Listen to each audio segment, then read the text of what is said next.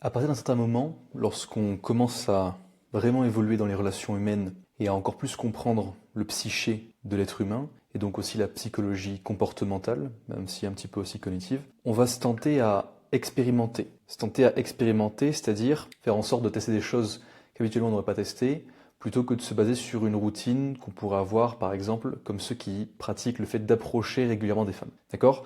Ça veut dire quoi ? Ça veut dire plutôt que d'aller par la voie classique, une voie qu'on sait qui va fonctionner, faire en sorte de tester au travers d'un processus, donc tester des nouvelles choses, poser de nouvelles questions, tenter des choses qu'on pourrait considérer comme hardcore ou qui pourraient avoir des effets adverses d'un premier abord, on dirait, mais qui en réalité vont nous permettre de découvrir quelles sont les limites du socialement acceptable par rapport à l'influence qu'on a sur l'interaction. Qu'est-ce que je veux dire par là ? Je veux dire que selon l'énergie qu'on retransmet, selon la confiance que l'on diffuse, la confiance en soi que l'on exhube, je pourrais dire, et même selon notre capacité à raconter une histoire, ça va être aussi ça, on va être capable de dire les choses les plus folles et de les faire passer pour choses normales et acceptables. Donc dernièrement, qu'est-ce que j'ai fait ? J'ai expérimenté un petit peu, j'ai itéré lors de mes abordages, que je continue de pratiquer un petit peu, là surtout je reprends encore plus maintenant, pour pouvoir tester de nouvelles choses, établir un processus et faire en sorte de définir globalement quels sont les points à aborder, quels sont les points à éviter. On a déjà vu, je le répète, mais il y a 3 grands sujets donc qui vont être intéressants à aborder dans une première conversation. C'est l'origine / la nationalité de la demoiselle. Ensuite, c'est aussi ses études ou son travail, donc son occupation, qu'est-ce qu'elle fait dans la vie. Et enfin, c'est son humeur. Donc 3 grands sujets qui, je le répète, sont extrêmement pertinents quoi qu'il en soit, et qui permettent de donner du contexte un petit peu à la situation dans une interaction de type abordage. Mais maintenant, lorsqu'on va au-delà de ça, de quoi est-ce qu'on peut parler à la demoiselle et comment est-ce qu'on va l'intéresser ? Récemment, j'ai fait un constat qui est que faire en sorte de la complimenter trop tôt, généralement, ça a tendance à ne pas fonctionner. Pas fonctionner dans quel sens ? Pas dans le sens où ça va rompre l'interaction initiale, rompre la phase d'abordage, mais que c'est quelque chose qui va être vu et revu, très basique, très facile. La majorité des femmes se faisant complimenter, là où à l'inverse les hommes ça va être beaucoup moins le cas, ça ne va pas la marquer. Et on va même se positionner comme la majorité des hommes, c'est-à-dire une position qui va être un petit peu inférieure, une position subsidiaire, ce qui est à éviter. Le compliment qui va être vraiment intéressant à formuler, de ce que j'ai pu remarquer, c'est bien sûr un compliment unique, surtout un compliment qui va arriver à un moment où elle ne l'attend pas. Pas au début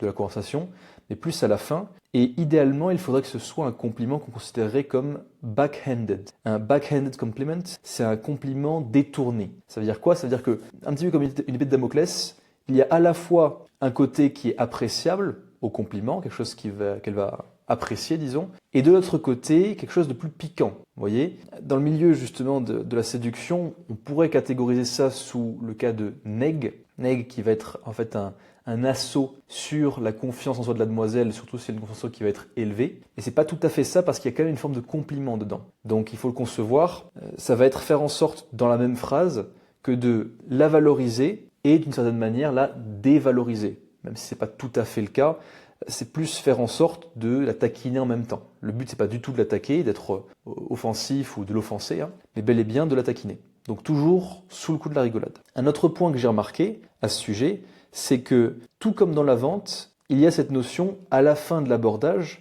lorsqu'on prend son contact notamment, de vraiment sécuriser le deal, on pourrait dire. Je considère ça un petit peu comme une forme de setting, appointment setting, qui est en fait le fait de réserver un rendez-vous. Ça veut dire quoi ? Donc 2 choses que j'ai remarquées ici aussi. Faire en sorte de déjà définir un moment, un lieu pas forcément, mais au moins un moment pour se revoir, et le cadre dans lequel vous vous reverrez. Et deuxièmement, faire en sorte de lui donner la possibilité de s'échapper. Ça veut dire quoi ?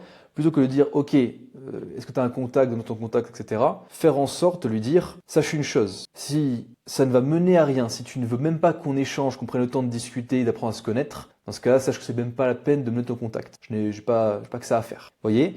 Et c'est une position d'autorité, une position de leadership qui va venir affirmer, encore une fois, que vous n'avez aucun enjeu associé à cette démarche. D'accord ? Ça veut dire que vous allez littéralement vous dédouaner des conséquences de la démarche. Très puissant, très impactant, et ça va vous apporter généralement des résultats plus élevés, donc des meilleurs résultats dans le sens des demoiselles qui vont plus répondre par la suite que celles avec qui vous n'aurez pas mis ce garde-fou. Parce que Si vous ne posez pas le cadre, si vous ne posez pas les limites à ce niveau-là, et que vous lui demandez juste son contact, il y a fort à parier qu'elle ne répondra. Et je vous donne même des statistiques précises que j'ai pu observer déjà chez moi, donc c'est mes statistiques à moi, mais aussi sur d'autres personnes. C'est que sur le nombre de femmes qu'on va venir aborder, celles qui vont au final ne pas répondre directement après, c'est-à-dire ne jamais répondre, s'élèvent entre 50 et 70%, ce qui est quand même conséquent. Maintenant, effectivement, c'est vrai que si on aborde 2 à 3 fois par jour, ça va. Mais si on fait le calcul et qu'on aborde à raison d'une fois par semaine, là, effectivement, c'est plus compliqué. Alors, ce sont des statistiques qui sont comme ça, là je précise,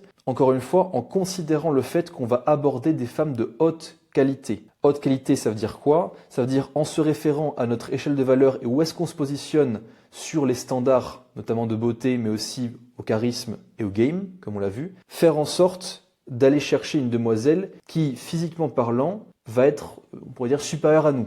D'où le fait d'avoir des taux de réussite qui sont plus faibles. Bien sûr, si on fait en sorte de viser une demoiselle qui serait, je dirais, beaucoup plus à notre échelle, soit au même niveau que nous, soit inférieure à nous en termes de standards de beauté, dans ce cas, ça va être beaucoup plus simple. Hein. À l'inverse, si elle est plus élevée, beaucoup plus difficile. Ça va être même proportionnellement et de manière démultipliée, beaucoup plus difficile. Donc c'est pour ça que si vous visez, tout comme moi, des demoiselles qui sont belles, attirantes, quand je dis viser, c'est aller aborder, bien sûr. C'est pas juste targeter. On n'est pas là en train de faire les prédateurs, d'accord? Juste, encore une fois, il s'agit de trouver des personnes qui nous intéressent, qui nous paraissent attractives et intéressantes aussi, et faire en sorte de communiquer, d'aller plus loin. Mais si vous faites ce travail-là, forcément, vous serez confronté à des chiffres qui seront plus bas, donc autant mettre des garde-fous. Et donc laisser une possibilité de sortie naturelle qui montre que vous avez une confiance en vous assez élevée, un niveau de confiance assez élevé. Et avec ça, vous aurez des meilleurs résultats dans vos abordages. Parce que, et c'est vrai que ça c'est aussi l'envers du décor. Lorsqu'on regarde ceux qui vont aborder sur des vidéos, notamment, qu'on peut regarder sur YouTube entre autres, ou même des contenus court format, on va souvent remarquer que ça se passe bien sur l'abordage, et ça paraît impressionnant, mais l'envers du décor est tout autre. Ce qu'on se rend compte, ou plutôt ce dont on ne se rend pas compte ici, c'est que la majorité des femmes qui vont être abordées par ces hommes-là, au final, ne vont jamais donner suite. Et ça, c'est basé sur une chose en priorité, c'est que ces hommes-là vont effectivement prendre leur courage à deux mains pour aller leur parler, mais une fois que l'attention redescend, 10 minutes après, c'est elle oublie qui on est. Et elle repart dans sa journée. C'est pour ça qu'il y a tout un processus à suivre qui est extrêmement précis, qu'on pourrait considérer comme la danse du désir, la danse de la flamme, de la passion, en fait, parce que c'est littéralement une danse, qui va être rythmée, disons. Et en faisant en sorte de comprendre cette rythmique et d'harmoniser notre pas de danse, alors on aura les meilleurs résultats. Mais autrement, tout ce qu'on risque de faire, c'est de s'épuiser et de se confronter régulièrement à un cycle de retour, un cycle de feedback qui va être négatif, feedback loop du coup qui va être négative, et ça va nous démotiver et nous faire croire que non, ça marche pas, c'est pas fait pour nous, alors qu'en fait c'est juste que vous aviez les éléments de base pour passer outre par exemple votre point d'abordage, mais vous n'avez pas continué à apprendre pour faire en sorte d'aller plus loin. Parce que c'est bien beau d'aborder des femmes qui vous plaisent, mais si au final on ne peut pas aller en date, on ne peut pas aller en rendez-vous, et faire en sorte de montrer toute la valeur qu'on a apportée, à quoi ça sert? Pas à grand chose, parce qu'on ne va pas beaucoup plus loin. Donc, mis à part cette recommandation que j'ai pour vous, une autre recommandation, c'est, en plus de faire en sorte de lui poser des questions et de parler d'elle, faites en sorte d'apporter aussi de la valeur à la conversation. Comment est-ce qu'on apporte de la valeur à la conversation? Ça, c'est vrai que c'est un petit peu compliqué, surtout quand on s'y connaît pas. Mais on fait en sorte, lorsqu'elle parle d'un sujet, de montrer qu'on s'y connaît un tant soit peu au sujet, en formulant une hypothèse éduquée, ce qu'on appelle en anglais an educated guess. D'accord? Donc on se base sur le contexte qu'elle nous donne pour faire en sorte de formuler quelque chose de concret, pertinent, pour lui montrer qu'on comprend. Parce que la valeur qu'on va avoir apportée, ça va pas être sur le statut social, ça va pas être non plus sur la situation financière. Sauf si c'est le cas, bien sûr, mais dans ce cas-là, bon, je ne sais pas ce que vous faites ici. Parce que là, à ce moment-là, vous attirerez à vous des femmes qui seront habituellement simplement intéressées par ce que vous avez à leur apporter. Vous voyez, et elles ne vont pas être intéressées par vous en tant qu'individu. Donc un petit peu dommage. Mais autrement, la valeur qu'on va avoir apportée, c'est la valeur de compréhension de la demoiselle en face, premièrement. Et deuxièmement, l'expérience hautement plaisante qu'on va lui procurer avec les sensations fortes qu'elle va ressentir en faisant en sorte de l'amener dans des montagnes russes émotionnelles. Et comment est-ce qu'on fait ça? Notamment en faisant en sorte de deviner des choses par rapport à elle, par rapport à notre cold reading, ce qu'on a vu déjà, c'est-à-dire la compréhension de ce qui se passe sur elle, comment elle se tient, comment est-ce qu'elle est habillée, comment est-ce qu'elle parle, les mots qu'elle emploie, et venir faire en sorte de formuler une hypothèse qui est cohérente, et enchaîner donc en posant des questions et en montrant qu'on a de la répartie. Et c'est en appliquant ça et en apportant de la valeur qu'on va réussir derrière, en récupérant son contact, à aller plus loin. D'accord? Et surtout, gardez une chose en tête. L'intention que vous formulez avant, pendant et après cet abordage vont être capitaux pour pouvoir aller plus loin. D'accord? D'expérience, lorsque je n'avais aucune intention précise, aucune intention claire dans l'interaction avec la demoiselle, généralement, ça ne va pas très loin. Alors qu'à l'inverse, si vous savez exactement où vous voulez aller, étrangement, ça se passe beaucoup mieux. Parce que vous avez une idée précise de la chose. Voyez? Plus vous êtes au clair par rapport à votre objectif, plus ça va être simple pour vous.